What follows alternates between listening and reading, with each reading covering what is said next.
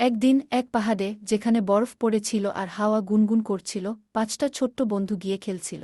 তারা একসাথে হেসে খেলছিল যখন হঠাৎ তারা একটা বড় গর্তে পড়ে গেল।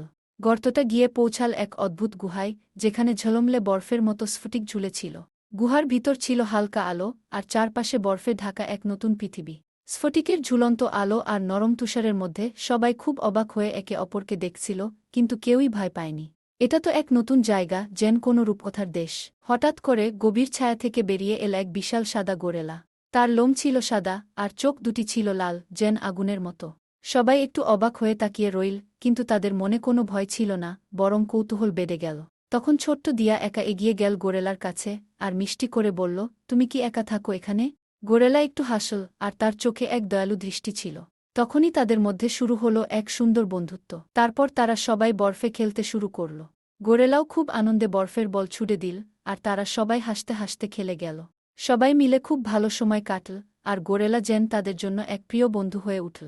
যখন সূর্য পশ্চিম আকাশে ঢলে পড়ল, সবাই গোরেলাকে হেলিয়ে বিদায় জানাল। আবার আসব বলে তারা একে অপরকে হাত নেড়ে চলে গেল। গোরেলা দাঁড়িয়ে থেকে তাদের বিদায় জানালো, আর তার মুখে ছিল এক মধুর হাসি। সে জানত বন্ধুত্বের এ সম্পর্ক চিরকাল থাকবে। গল্পটি ভালো লাগলে লাইক দিয়ে চ্যানেলটিকে সাবস্ক্রাইব করে দেবেন।